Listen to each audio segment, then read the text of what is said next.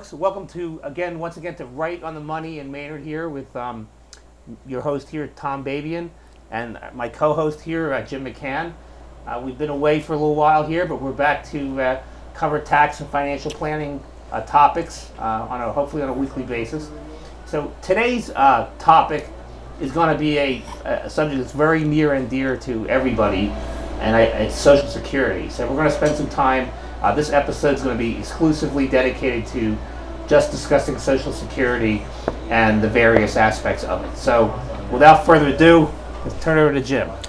Tom, thanks a lot. I get a lot of, in my business, I get a lot of questions on Social Security and how it works with retirement planning. So I thought we would start off this series of shows with just exactly an overview of Social Security, what it is, what it does, what it can and can't do. And the first item we have up on the screen, Kevin, if you would put up slide number 1, deals with life expectancy. And as you can see from the chart, we're living longer, we're taking care of ourselves, and therein lies one of the problems of Social Security. Interestingly enough, when Social Security was first created at around 1935, the number of workers to recipients was on a basis of a 12-to-1 ratio. And now it's slipped to 2 to 3 to 1 ratio. So you can see the problem that's been created with Social Security and the numbers of workers that are supporting the retirees and the number of and the longevity that we're experiencing that requires a longer payout. So very typically a person would collect at age 66, but their life expectancy, unlike years past, may have only been to age 68 or 70. Now, a healthy male can live to age 85, 90. So, Jim, wasn't Social Security meant to be a supplemental retirement plan and not to supplant private savings? Well, isn't that the other conceptually about Social Security, that it was a complement to saving for retirement also? Absolutely. It was part of a triad of a private retirement system, personal savings, and Social Security. However, that triad still does exist, but the reality of it is the other aspects of especially private savings has been so severely diminished that it is Social Security retirement has taken on a larger and larger portion of the retirement package. Yeah, most people are relying exclusively on that to make ends meet nowadays. Exactly. Yeah. Kevin, if you go to slide number 2, just the facts.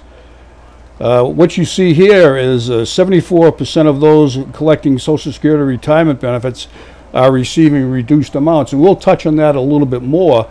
But people are retiring, and I have to suppose it's because of the economy. It's forcing people, where especially older folks, where their job skills may have been diminished and not quite up to speed, so they're taking Social Security retirement early. Seeing a lot of that, yes. Yeah, and so what we have is we have again this compounding effect: more people retiring early, draining down the system. So, and one of the statistics that I recently had received from one of the companies I work with is that the amount of money specifically in Medicare is going to be is the real problem right now, where it's anticipated if things don't change that by 2018 that will be dry, that well would run dry. Social Security, the retirement portion of it, in and of itself, is expected to be able to last under current conditions till about 2033, which is still not a healthy period of time when you're talking about numbers and numbers of millions of people and taking out of the system. So Jim, are we at a point where we can talk about what the differences are between early, receiving benefits early as opposed to on time, as opposed to waiting until the maximum earnings time to? If you could hold on that, Okay. I just want to. Besides, it takes my slides out of sequence. That's and really fouls me up. Just checking. But I just wanted to give a couple of facts, and if we could go to slide number 3, Social Security taxes, wages, and the number of quarters that it takes to actually be fully insured. Most folks are only marginally aware what it really takes to be fully insured under Social Security. And as you can see by the slide, to be fully insured, a worker needs 40 credits a maximum of 4 credits can be earned per year. So it takes approximately 10 years to be fully qualified for retirement benefits. There are some other benefits that are available under Social Security. Most significantly the disability, and it takes a few quarters to become qualified under a Social Security disability. But to go to your question specifically, Tom, when should benefits, Kevin, you might move to the next slide, please. When should benefits be collected? Currently, an individual can receive reduced benefits at age 62, and full benefits, depending upon that is my age, for instance, is age 66. Yeah. It's been changed for people that are younger than I. And yeah, like someone like me, it's age 67. Yes, it is. So, and it's, as we were discussing before we went on the camera about how we anticipate that is going to be changing. And you might comment on that, Tom. Some of the things you just said, I think, are enlightening. Well, earlier we were talking about they're going to continue to raise the retirement age, and possibly, and we're jumping way ahead here, they may means test Social Security. In other words, if you have other assets, like IRAs or a 401k plan, they may request that you start drawing retirement assets out earlier in concert with Social Security benefits, or maybe utilizing a certain percentage of those assets before collecting Social Security. But we're jumping down the road here. So let's understand a little bit more about Social Security and when to collect. The next slide, Kevin, is full retirement age, and it clearly indicates how the rules are established as they are today. With somebody that was born in 1937 or earlier, their full retirement benefit is age 65.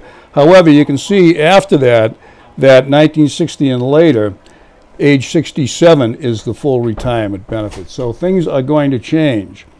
So Jim, can I jump in? Let me ask you. So you must get this question all the time, and I do as well. When is the best time to collect it? Isn't that a case-by-case situation? That's what I always tell my clients. It depends on the individual's specific circumstances, the kind of condition they're in physically, maybe their earnings capacity, a bunch of factors, a family situation. I mean, what do you do when someone comes in asking that question? Well, essentially, you've hit on the questions that I ask. Number one, how's your health? And what's your family's health? How does that? How have you been able to maintain yourself? Are you active? Are you not active? So those are important questions to ask, especially. It becomes more of a monetary issue as you talk about early retirement benefits and the benefits that the questions that we've been getting from, as we alluded to earlier, the early retirees, those folks who perhaps because they just can't get back into the workforce have decided to take early retirement and or disability retirement. And that may come back to hurt them if they live to be 90 years old. I mean, getting that reduced figure early, taking it now and getting less might feel good now, but 20 years later it might not be so great. So. Exactly, and that brings us to the next slide, the early retirement benefits. It shows that what the reduction is for a person if they take an early retirement benefit. And if your full retirement age is 65, the monthly benefit reduction that you will suffer as a consequence of taking an early retirement benefit at age 62 would be 20% per month. So it's a phase in over time. Yes. For every month by every month you go in closer to the full retirement age, you get a little more. And the earlier you do it, it's a sliding scale up to. So for instance, if somebody whose full retirement is at age 67, and they decide to take early retirement at age 62, which is available to anybody that's eligible, their monthly reduction is 30%. So you have to look closely at the question that you've asked. It also gets into situations that we will talk about, and I have some illustrations of. Spousal income. Who's the more fully insured, or the spouse that's going to get the larger benefit? Should I defer as a primary recipient and have my spouse take her benefit, in my case, my wife, take a benefit right now. Has she earned more money than I? These are situations that you can actually sort of play around with. And there's actually a calculator with one of the companies I deal with that will help you through that. So the question here becomes, the next slide, Kevin, might be when to commence benefits. Deciding when to commence benefits should be part of an overall retirement strategy that, among other things, and it alludes to some of the things we've talked about, is the client actually retiring? What is the expectation of working even part-time for a full retirement? How is the individual's health? Is there a history or expectation of longevity? Is there a spouse? What is the age difference between the spouses? Is it considerable? Whose benefits can the spouses collect? So these are the considerations that we talk about when going into retirement. When I speak with my peers in the business that I'm in, the financial planning end of it, and you'll be amazed at how few people actually consider these questions. More often than not, people will come in and they're just dogmatic about taking early retirement. I can see how tricky that could be. I mean, the tendency, if you're having a cash flow issue, you're unemployed, or you're in your early 60s, and you really need the money, but you may find yourself working again and pulling those benefits into taxability, and really not even needing those benefits should you become fully employed again, even by accident. You're stuck with it. You can shut them off. I know you can turn off benefits, can't you? Yes, you can. Yep. So. The next slide that we'll take a look at is what if the client, just the point that you just brought up, what if the client works during retirement? Well, as you'll see from this slide, that under full retirement age, $1 of benefits withheld for every $2 in earnings above, and you'll notice the 2011 limit is $14,160 per year. So if you earn above that, for every $2 of earnings above that, you lose $1 of benefits. And you can see how it changes until you get to the age of where you're at full retirement benefit, which in my case is age 66. You lose no benefits. It's unlimited as to that. There is no earnings limitation at that. So these are the things that you need to keep into. And there is a taxability concern also. Mm-hmm. It's not taxable for Massachusetts, incidentally, but for federal, it's a sliding scale, and it's up to 85%. So other benefits can become taxable. So yep. Should you go back to work, all of a sudden, piggybacking along with that are your benefits becoming taxable on your income tax returns, so for federal purposes. So that's another problem. What they're trying to, for obvious reasons, what the Social Security Administration is striving to do is encourage people to defer, and the maximum age to which you can defer taking your full benefit is age 70.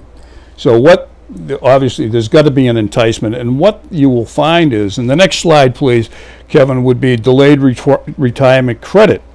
So that, as you will see from this slide, if you delay taking, you actually get, depending upon your age and date of birth, anywhere between a 7 to 8% increase in the monthly benefit. So, for instance, if you could conceivably, if you took a full retirement at age 65, it's somewhere around, for a typical individual, somewhere around $2,500. I think that was the max. If you wait until age 70, with the increases, it gets up close to $3,000. Jim, do you see many people doing that? I don't. I think people have fear of it. They have an innate fear of it collapsing, the system, and they have an innate fear of obviously being elderly too. So I never see that. I mean, you don't see that either then? Well, the fear aspect of it is true. Most folks that I speak to, I have a clientele that is older, and many of whom are collecting Social Security benefits, some of whom had expressed a fear of the survivability of the system, and I think that's probably what you're referring to. That has not gone away. Ironically, many of the young folks I speak to have the same fear, yep. that it will not be there for me, or it's going to be modified to some degree where it's going to impact my planning. Get it now while you can yeah, is the consensus. And so it leads to that point of age 62, where you can take an early retirement benefit.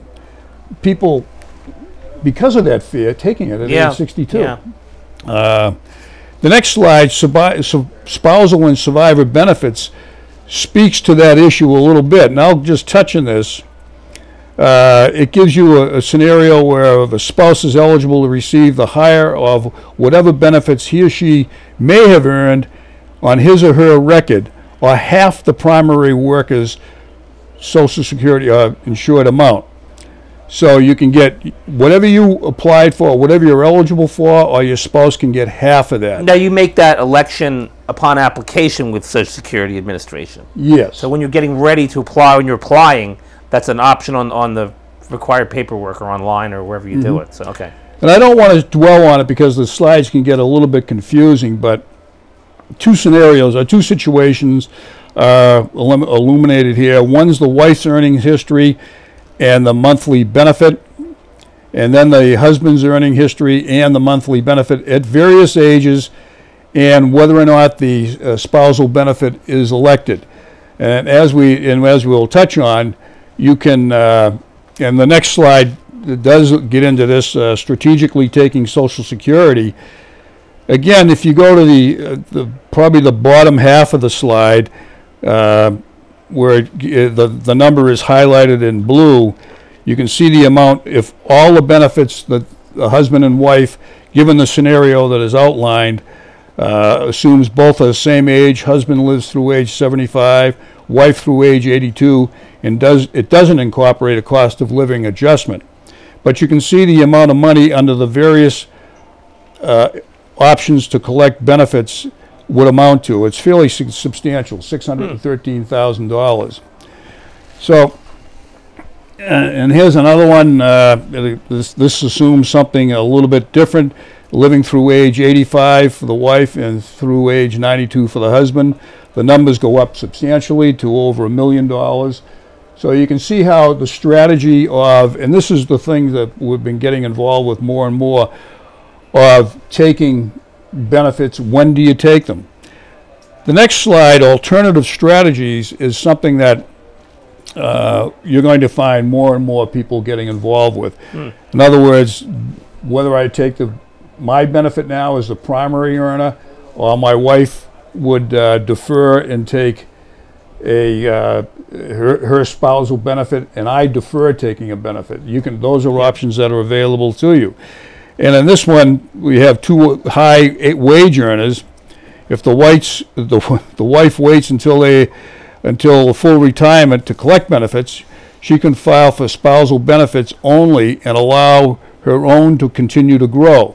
So you have a spouse that has worked, and if the likelihood of her benefit, her full retirement benefit, is going to be greater than her spousal benefit from her husband's earnings, she can take elect early spousal benefit, wait until she reaches, let's say, age 70, when she could collect her own earnings, at which time it would probably be higher. She can do that. That's one of the strategies, one of the tactics that is involved. Hey Jim, what about people ask me this question? I qualify for, I got the 40 quarters in to qualify for Social Security. Should I work more if I can right before I retire? You hear a lot about that with government pensions working that way, where they look back at a few years back and they calculate your pension payment